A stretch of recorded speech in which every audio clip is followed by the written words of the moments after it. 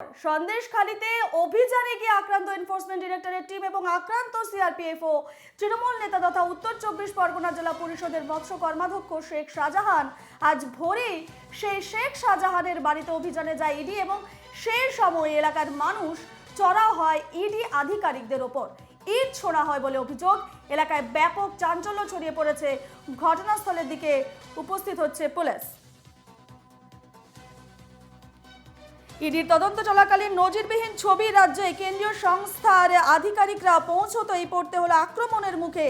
তৃণমূল নেতা শেখ শাহজাহানের বাড়িতে প্রবেশ করার চেষ্টা করেছিলেন তারা।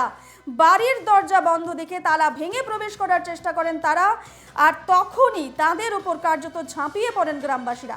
যারা আক্রমণ করেছেন বলে অভিযোগ, তারা মূলত শেখ শাহজাহানের অনুগামী বলেই জানা যাচ্ছে। রেশন দুর্নীতির তদন্তেই কেন্দ্রীয় সংস্থা এদিন পৌঁছয় সন্দেশখালীর সরবেরিয়ায়। পরিস্থিতি কার্যত নিয়ন্ত্রণের বাইরে চলে যাওয়ায় শাহজাহানের বাড়ি ছেড়ে চলে যেতে হয় ইডিকে।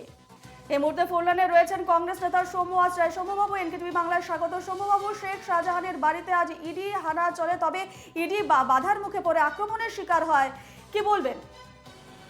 এটাই হচ্ছে যে বাংলা চিত্র, এটাই হচ্ছে বিশ্ব বাংলার ছবি, এই হচ্ছে প্রগতিশীল বাংলা। এখানে এরকম শাহজাহান, ঔরঙ্গজেব, মির্জাফর, হাত কাটা, কান কাটা, নাক কাটা, এদের জন্ম হয়েছে পশ্চিমবাংলায় 12 বছর। পশ্চিমবঙ্গের গণতান্ত্রিক ব্যবস্থাটাকে ধ্বংস করেছেন মাননীয় মুখ্যমন্ত্রী এবং তার সরকার। পশ্চিমবঙ্গে চুরি, লুট, খুন করার পরেও তাদের যখন তদন্তকারী সংস্থারা যাবে তাদেরকে ধরতে বা তাদেরকে জিজ্ঞাসাবাদ করতে, তখন তাদের উপর আক্রমণ করা হবে। এটা কি উপদ্রুত অঞ্চল? পশ্চিমবঙ্গে কি আইন শৃঙ্খলা পরিস্থিতি বলে কিছু নেই? পশ্চিমবঙ্গের এই চিত্র কি আমাদের দেখতে হবে? এটাই বাংলা, এই হচ্ছে পশ্চিম বাংলা, যেখানে আইনের শাসন চলে না। অপরাধীরা মনে করে এটা তাদের সরকার।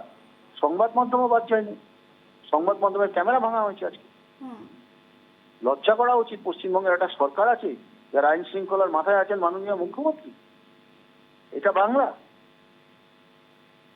একেবারে একেবারে ধন্যবাদ আপনাকে সৌম্যবাবু, আমাদের সঙ্গে কথা বলার জন্য। আমাদের সঙ্গে ছিলেন ফোন লাইনে কংগ্রেস নেতা সৌম্য আচরায়।